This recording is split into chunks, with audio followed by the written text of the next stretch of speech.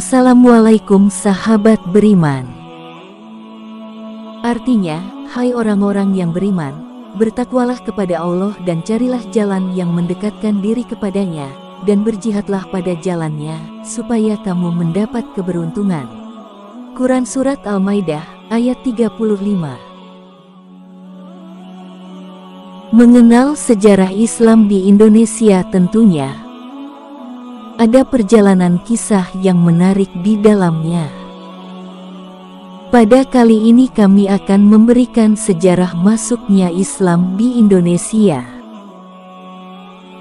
Untuk sahabat yang menonton, jangan lupa like dan subscribe channel ini, agar kami bisa memberikan video-video yang menarik.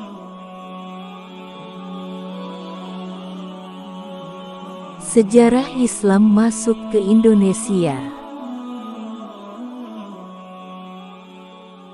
Sudah bukan lagi hal yang asing saat kita tahu bahwa Indonesia merupakan negara dengan jumlah pulau yang banyak. Tidak dapat dipungkiri, jumlah wilayah daratannya yang misah-misah membuat Indonesia sangat beragam budaya dan agama.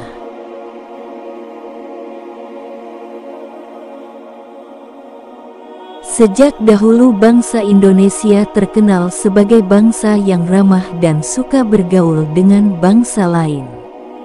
Oleh karena itu, banyak bangsa lain yang datang ke wilayah Nusantara untuk menjalin hubungan dagang. Ramainya perdagangan di Nusantara yang melibatkan para pedagang dari berbagai negara disebabkan melimpahnya hasil bumi dan letak Indonesia pada jalur pelayaran dan perdagangan dunia. Pada sekitar abad ke-7, Selat Malaka telah dilalui oleh pedagang Islam dari India, Persia, dan Arab dalam pelayarannya menuju negara-negara di Asia Tenggara dan Cina. Melalui hubungan perdagangan tersebut, agama dan kebudayaan Islam masuk ke wilayah Indonesia. Pada abad ke-9, orang-orang Islam mulai bergerak mendirikan perkampungan Islam di Kedah, Malaka, Aceh, dan Palembang. Ketika Islam masuk melalui jalur perdagangan, pusat-pusat perdagangan dan pelayaran di sepanjang pantai dikuasai oleh raja-raja daerah, para bangsawan, dan penguasa lainnya, misalnya Raja atau Adipati Aceh, Johor, Jambi, Surabaya, dan Gresik. Mereka berkuasa mengatur lalu lintas perdagangan dan menentukan harga barang yang diperdagangkan. Mereka itu yang mula-mula melakukan hubungan dagang dengan para pedagang Muslim. Lebih-lebih setelah suasana politik di pusat kerajaan Majapahit mengalami kekacauan, raja-raja daerah dan para adipati di pesisir ingin melepaskan diri dari kekuasaan Majapahit.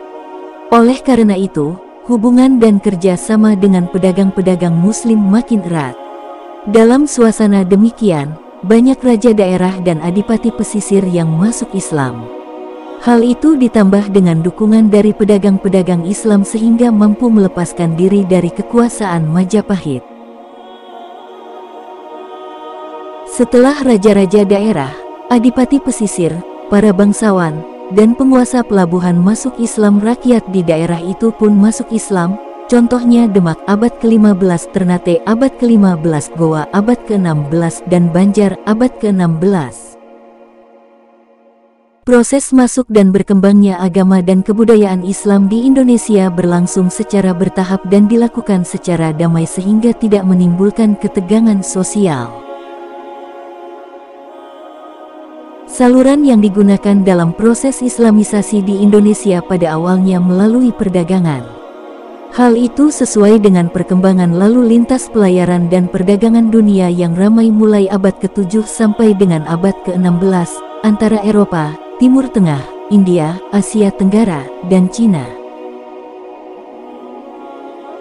Proses Islamisasi melalui saluran perdagangan ini dipercepat oleh situasi politik beberapa kerajaan Hindu pada saat itu, yaitu adipati-adipati pesisir berusaha melepaskan diri dari kekuasaan pemerintah pusat di Majapahit.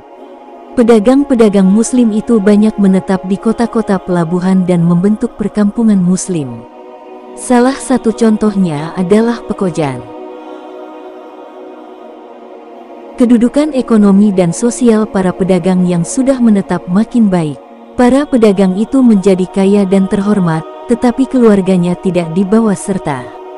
Para pedagang itu kemudian menikahi gadis-gadis setempat dengan syarat mereka harus masuk Islam. Cara itu pun tidak mengalami kesulitan. Saluran Islamisasi lewat perkawinan ini lebih menguntungkan lagi apabila para saudagar atau ulama Islam berhasil menikah dengan anak raja atau adipati. Kalau raja atau adipati sudah masuk Islam, rakyatnya pun akan mudah diajak masuk Islam. Misalnya, perkawinan Maulana Ishak dengan putri Raja Blambangan yang melahirkan Sunan Giri, perkawinan Raden Rahmat Sunan Ngampel dengan Nyai Gede Manila, Putri Tumenggung Wilatikta, perkawinan Putri Kawunganten dengan Sunan Gunung Jati di Cirebon, perkawinan Putri Adipati Tuban, R.A. Teja dengan Syekh Ngabdurrahman, Muslim Arab, yang melahirkan Syekh Jali, Jalaluddin. Berkembangnya agama Islam dapat melalui seni budaya, misalnya seni bangunan, masjid, seni pahat ukir, seni tari, seni musik, dan seni sastra.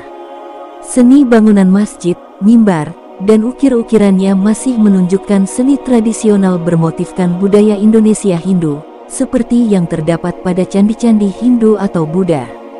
Hal itu dapat dijumpai di Masjid Agung Demak, Masjid Sendang Duhur Tuban, Masjid Agung Kasepuhan Cirebon, Masjid Agung Banten, Masjid Baitur Rahman Aceh, dan Masjid Ternate. Pintu gerbang pada kerajaan Islam atau makam orang-orang yang dianggap keramat menunjukkan bentuk candi Bentar dan Kori Agung. Begitu pula, nisan-nisan makam kuno di Demak, Kudus, Cirebon, Tuban, dan Madura menunjukkan budaya sebelum Islam. Hal itu dimaksudkan untuk menunjukkan bahwa Islam tidak meninggalkan seni budaya masyarakat yang telah ada, tetapi justru ikut memeliharanya. Seni budaya yang tetap dipelihara dalam rangka proses Islamisasi itu banyak sekali, antara lain perayaan Garebek Maulud Sekaten di Yogyakarta, Surakarta, dan Cirebon. Islamisasi juga dilakukan melalui pertunjukan wayang yang telah dipoles dengan unsur-unsur Islam. Menurut cerita, Sunan Kalijaga juga pandai memainkan wayang.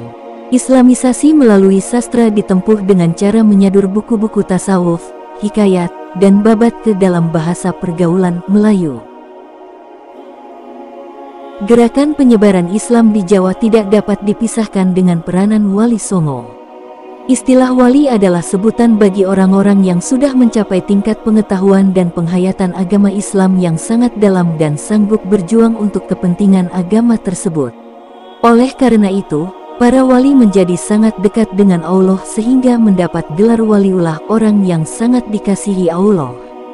Sesuai dengan zamannya, wali-wali itu juga memiliki kekuatan magis karena sebagian wali juga merupakan ahli tasawuf. Dan itulah sejarah Islam di Indonesia yang telah kita bahas. Ada banyak hal yang dapat kita pelajari. Terima kasih yang telah menonton sampai akhir. Tunggu kisah-kisah selanjutnya hanya di Cahaya Islami. Assalamualaikum warahmatullahi wabarakatuh.